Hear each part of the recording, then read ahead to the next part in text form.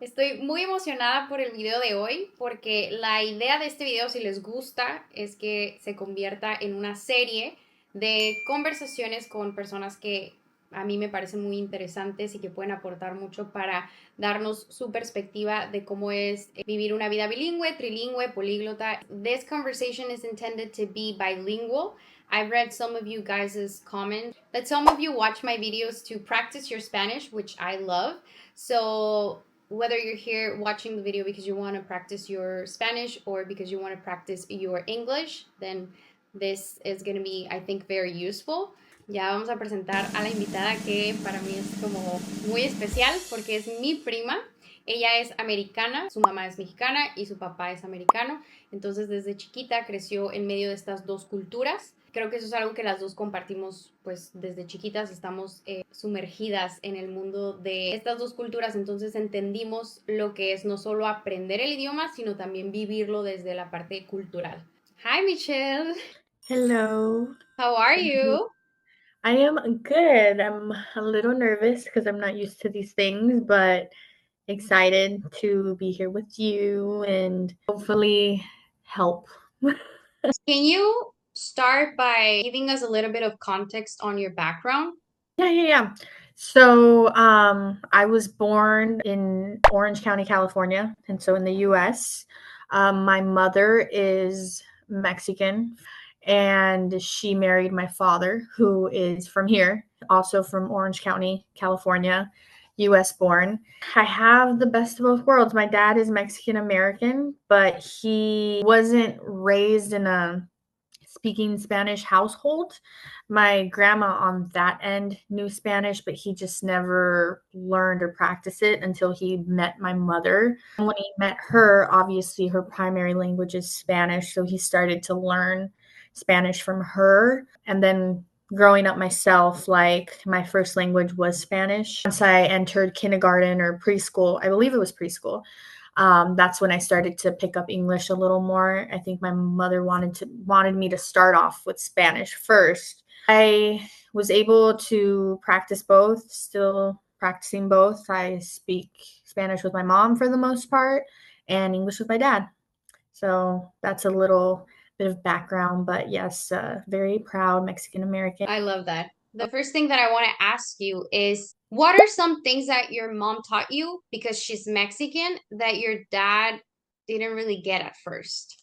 That is a good question, because obviously there was cultural differences. So what my mom experienced growing up in Mexico was very different from what my dad experienced. I feel like there's this like stereotype that Mexican moms are like tough, like la chancla and like La the chancla. belt, very like almost on a leash type of thing. And Mhm. my dad was the opposite. But my mom, not that she had me on a leash, but it was more so like she was the stricter one compared to my dad.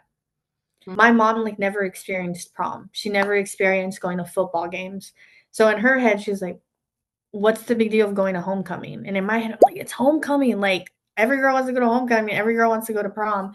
And my dad understood that, Mhm. because he went to homecoming, he went to prom, like he went to all those things. So I think it helped that my dad was a little supportive of it because it also like made her realize, well, it's just like high school things. I don't know, like Mhm. US high school things. Like I said, prom, homecoming.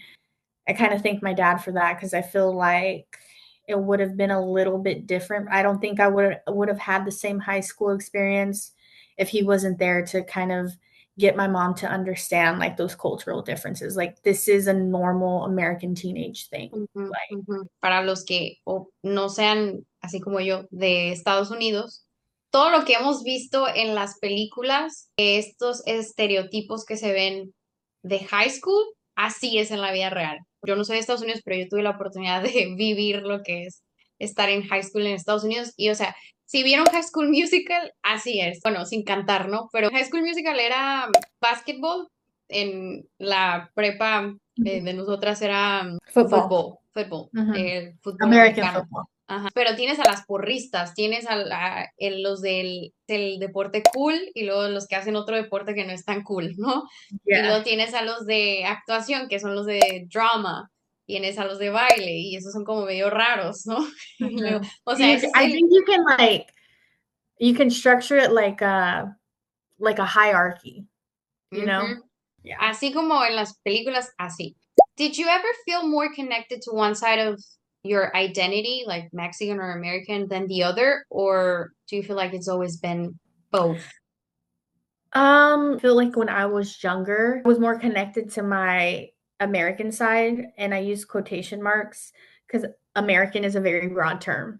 We live in a country that is a melting pot. There's Mexican American, Asian American, African American. You know what I mean? Like, it's what is American? Do you know what I mean? So I really wasn't in touch with my Mexican side as much. And I think it was just because it was more of a fitting in thing. Like, ahora se usa like reggaeton. Like, back in my day, like, I was listening to Demi Lovato and Miley Cyrus. I was not listening to corridos or reggaeton. Like, I Because didn't know what it wasn't like a cool type of genre, cool thing. It's right? like a Yeah, young, like you cool listen to thing. reggaeton, wow, even if you don't know Spanish, you know? Yeah, But back exactly. then it was kind of, or I don't know if it was weird, but it wasn't like a thing at It all. wasn't common. I don't think it was weird. It was just like we just didn't listen to that in high school. Like, I feel like, especially now, as I grew older, and like I said, especially now, I'm almost 30 years old, I feel very much more connected to my Mexican side. Had jobs and education, like currently studying for my master's degree in human resources. I've interacted with all sorts of people. Like, being connected to my Mexican side is definitely like played a huge role like in my life. Like, knowing that it's actually like a privilege, Mhm. to be able to speak two languages, to be able to connect with people. And I just like appreciate my culture much more, my Mexican side. Like, I think it's beautiful. The food, of course, is great. Like, you can't really beat it.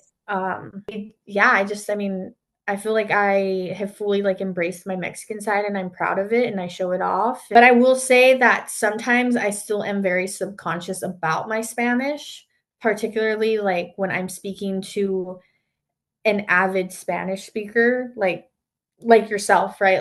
And I feel like sometimes I shut down, like depending on the crowd. Like with my mom's family, so your aunt, right? Like, I get kind of self-conscious about my Spanish, because it's like I don't wanna sound, like, dumb when I'm saying this, Mm. or, like, the wrong word and, like, people just laugh. But, like, at work, like, they'll always go to me if, like, they need a Spanish speaker and whatnot. But, yeah, I mean, overall, I feel like I love my Mexican side, and I think it's great, and, of course, I'm still proud of being an American, blessed to have been born in this country and have the privileges that I do have that a lot of people don't have, you know what I mean? And I feel very privileged to be both and to be able to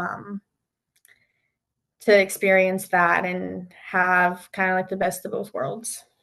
And I love going back to the part where you said you feel a little bit insecure about your Spanish. I love that you're saying that because us native Spanish speakers that are, learning or trying to improve our English, we feel sometimes like it's only something that happens to us when we're trying Mhm. to, practice our English. But, an English native speaker saying that you sometimes feel insecure about your Spanish. So it's a common thing. It's not something specifically about English. It's just about learning languages in general, right? Exactly. Yeah. Yeah, I agree. We're all bilingual people, trilingual people. I think we all go through it because at the end of the day, we do have one native language. And Exactly. Ahora nos pudieras contar qué fue lo mejor y lo más complicado de tener papás de culturas distintas mientras crecías. creo que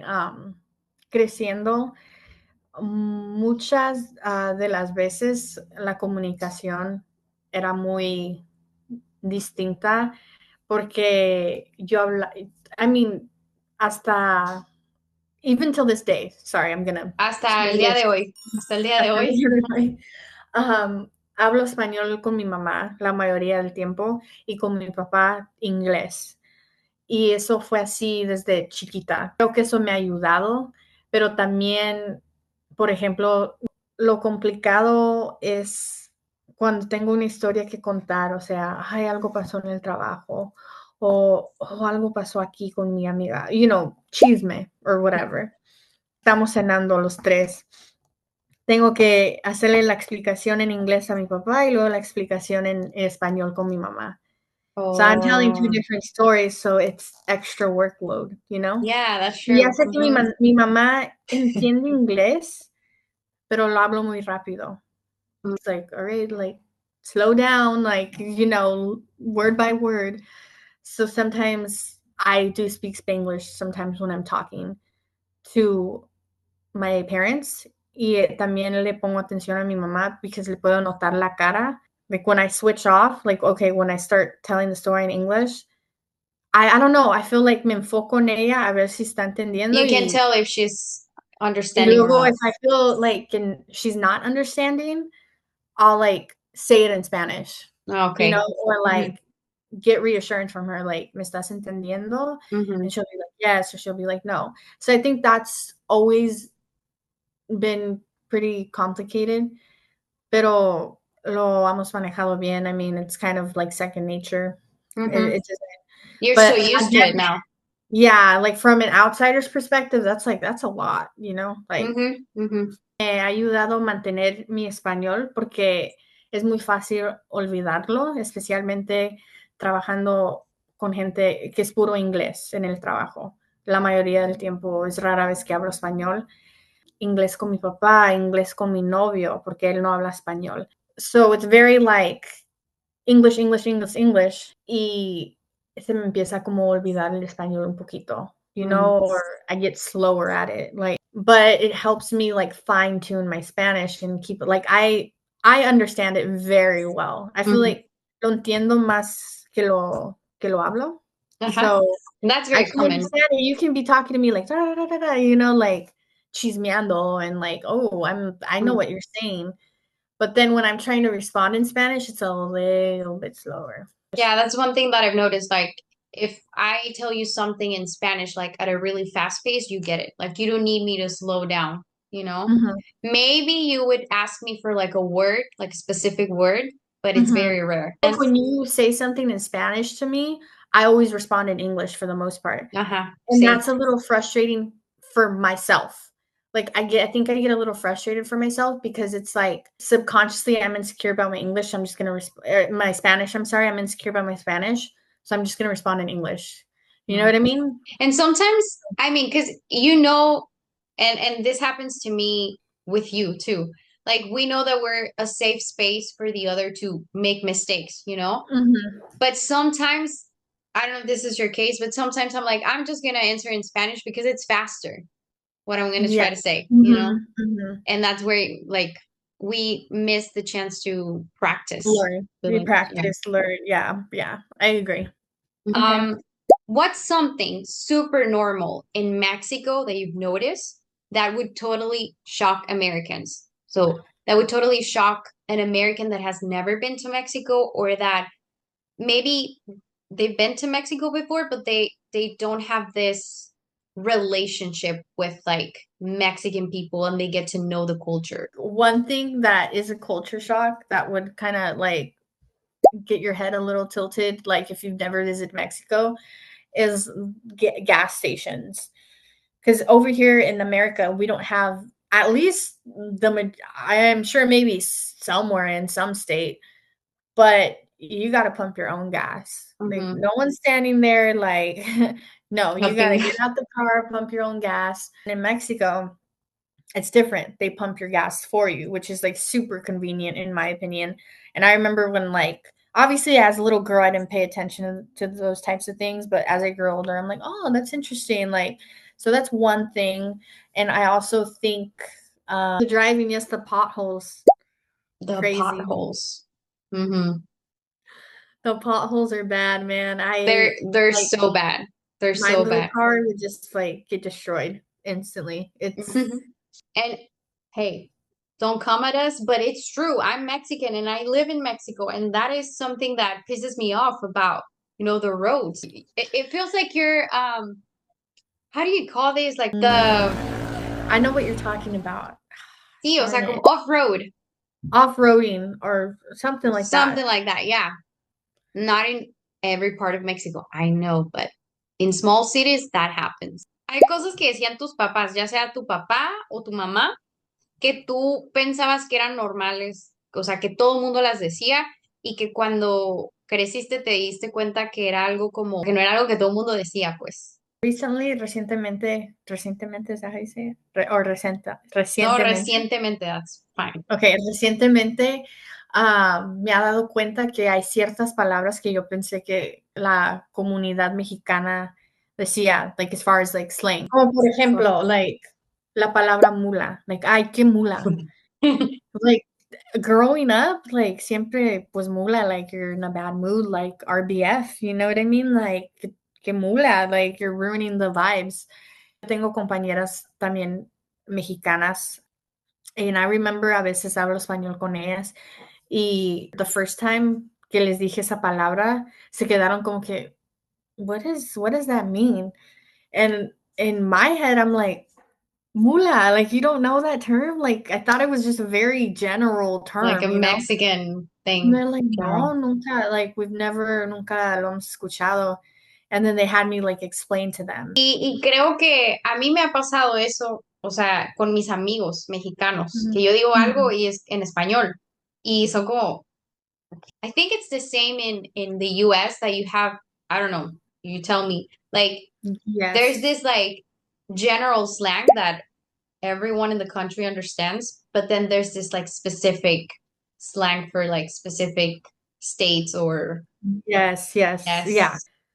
I think somewhere like in Montana, I think they use the word pop to refer to soda. And I remember the first time I heard pop. I correct me, your audience, correct me if I'm wrong, but I'm pretty sure that's what it is. But I remember the first time I heard the word pop, and I'm like, what are you referring to? Like that the action, like pop? Like no, Sí, like it sí. means soda. Like in that region, that's how they use the term for soda. Ajá. It is interesting to see that essentially cultural difference when it comes to music, language, anything. Like Anything. it's very different, and I think that's actually really cool. And that's the important thing about learning about the culture of the language you're learning because people think that learning a language is just learning, you know, the average words. But when Mhm. you immerse yourself into the culture, that's when you start to discover this slang or this like expressions that are very unique of the language. And then if you get more Mhm. specific about the place that you're learning, the that's the beauty of getting to know the culture. Is there a tradition or cultural habit from the American side that you wish more Mexicans had? Yeah, and I'm gonna keep it real, and maybe some people may not agree with this as far as like, Mexicans in the US, because I know it's different and obviously in Mexico. Yeah. But I feel like Mexican Americans were much more like reserved. More, you go on a hike, you go on a walk, they say hi. Oh, hi, good morning. You know what I mean? Versus like Hispanic people, usually we just kind of like we're not really Ignore. acknowledging. We're just like we're minding our business, we're walking, we don't need to say hi to each other. It's really not that big of a deal. Like I have like coworkers like, oh, I hate interacting with my neighbors. Like I'd rather not.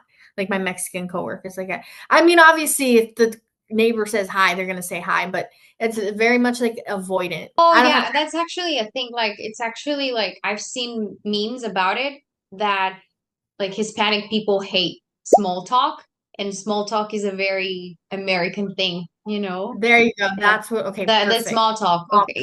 Yeah, the the small small talk. We're more of Mhm. like if we're gonna engage, we want to have like a conversation, not like, oh, how you been? Like, how's work? You know? Yeah, Like and I that's feel what like we hate. here like customer service is very much based off of that. Like groceries, like when my parents go to the grocery store, my mom always gets annoyed because my dad makes like unnecessary small talk to the cashier and she's just trying to get out of there. And she's like, I don't know why he has to do that. Like, I'm just trying to hurry up. And like, for my dad, it's very much like normal. You know what I mean? So I wish Yeah. maybe we were a little more open to small talk just because I think we can learn a lot even from small talk and That's get true. to meet people and open doors and stuff rather than just being reserved, just trying to get things done. Like sometimes it's like good to slow down because you never know who you're Exactly. gonna meet, you know? Yeah, that's true. That's true. Completely agree. Mhm. So I want to ask you, how do you think being bicultural or bilingual has shaped you or giving you an advantage? You kind of already talked about this with about work, I think you mentioned something, but Mhm. what would be your complete answer? I think professionally, it's given me an advantage because I live in a country that's multicultural. And especially in California, like being bilingual, especially in Spanish, very, very, very advantageous. Like you you go up in the hiring process, trust me. Like, Spanish? Oh, that's like a step up. I think also it like more open-minded, like being more culturally aware and um not being ignorant, to different cultures. You're more culturally sensitive as well. You know what I mean? Like you understand the other side. Mhm. So I think professionally it has helped me so much just appreciate people's culture more as well. Like you definitely become culturally sensitive. ¿Tienes algún consejo que pudieras darle a alguien que también creció entre dos culturas y a veces pueda sentir que no pertenece por completo a ninguna? Un consejo que le daría a alguien que está en mi situación que, even if it's, not Mexican or American, but different culture, Según. um, que aceptas tus dos culturas equally. How do you say Por equally? igual. Por igual, o sea, embrace Ujú. both of them equally, porque eso te ayuda en tu vida personal y tu vida profesional. Y también yo todavía tengo inseguridades con mi español, pero también me tengo que acordar que comparada a mucha gente tengo mucha ventaja, y siempre tratar de mantener my second language como español, Tu like segundo siempre idioma. mi segundo idioma, siempre tratar de mantenerlo porque es muy importante. Ujú. Don't ever Ujú. be embarrassed of like it's amazing. Like so blessed to know two languages and being able to communicate. Like I said, in California, the majority are Mexican Americans, so Spanish is very, very common in California, especially LA area. Don't let it dilute, Sí, to the sí, sí, point where sí. you're like, oh, how do you say that? You're gonna forget. I forget words all the time. Y es Pero siempre normal, o sea, eso, es el normal, que se te yeah. olviden las palabras no quiere decir que no sepas el idioma, o sea, es normal. Yeah. Ujú. So don't let it dilute. Keep it up. Always an advantage. Be proud of who you are. I'm very proud of both sides. Embrace it. If you can learn a third language, learn a third language. I've been wanting to learn a third language. I feel like the more languages you can learn, that's Yeah, the best thing you can I do. feel like that's a superpower. It's Like, very, very powerful. because it gives you the power to communicate with more people and to understand more content, whether if it's business content, whatever. One of the primary languages, worldwide languages, is Spanish, right? From what Yeah, I'm yeah, yeah. correct. I Is think in the English, like in Spanish, the rank French, is Chinese? I think it's Chinese is the first one. I think it's Mandarin and then Mhm. English and then Spanish. And Mhm. then French, right? I don't remember the fourth one. You know how what I go based off of? The tags on the clothes. Because it says how to wash it in English, how to wash it Ugh, in Mandarin, how to wash it in Spanish, and I've how to never wash it paid in attention to that. Well, that makes pay attention sense. to That it. makes sense, eh? Yeah. So that's Makes how I know sense. those are the primary languages. That Yeah. that makes sense. No, I read like an article that had like a chart and it was predicting that in the future Spanish is gonna be above English. It might take some time, but I mean, I wouldn't be I don't surprised. think it's gonna be in the near future, Pero it Mhm. makes sense because, and I think it's because of the music has helped Spanish to become like Like, for a language example, of like, interest. yes, because like my boyfriend, he is Mexican American as well. He understands it, but you have to speak at a certain pace, and he doesn't speak it too much. Mhm. But he listens to Spanish music, like, he listens to reggaeton and corridos tumbados. I'm like, "Do you not understand what they're singing about?" He's like, "Yeah, kind of." So it is becoming popular, Mhm. and, like Bad Bunny, he was a headliner at Coachella last year. It's a big thing. Like, Mhm. and then Peso Pluma, he had a huge set at Coachella last year. That's a Mhm. big thing. That it's growing. It's And, like, it growing, might yeah. not be your favorite music, but, like, they're giving us, like, Latinos, like, exposure. And it goes Exactly. to Mhm. show, like, how mainstream this is becoming, and Mhm. now you're sparking interest of, "Well, ooh, that's trendy," like, kids are gonna pay attention to the trends. Mhm. So, I think that's definitely an advantage, like, you don't have to like the artist, but they're definitely, like, giving our culture exposure, like, They're doing something Peso for, the. Pluma, not my favorite, not Mhm. my favorite, but like I said, Coachella is a very big thing, Mhm. so to have one of the more popular sets is big, and Okay, pues, any last um, comments? Any obviously, I appreciate you having me on. I'm not sure if I was much being help to here? people, but No, I this think is this is going to be a very interesting conversation because you gave us a lot of, well, you gave them a lot of like perspective on how it is mhm, to grow up with between these two cultures. and maybe I'll be if people like it, I might be back. So, yeah, I appreciate the invite, and We have I some video. Instagram reels, yeah, and one of my even I think it's the most popular, the one with the most views on Instagram is one with you, the Really? scoot over one. Yeah, I get so see, I'm camera shy. So she's sometimes so camera I'll watch shy. them once and I'm like, You're "Well, I'm definitely glad I gonna can help." be back here, whether if it's in another conversation or another reel. But yeah, I Understand. love you. I love you too. I Okay, think well, we thank both you so grown much and yeah, for being here and for taking the time to chat with us and giving us your perspective and your point of view and some of these bilingual topics. of course. Thank you, thank you. Déjenme en los comentarios qué les pareció esta conversación. Díganme si les gusta este tipo de videos para pues traerles a más personas próximamente. Y pues nada, los leo en los comentarios y nos vemos pronto. Bye.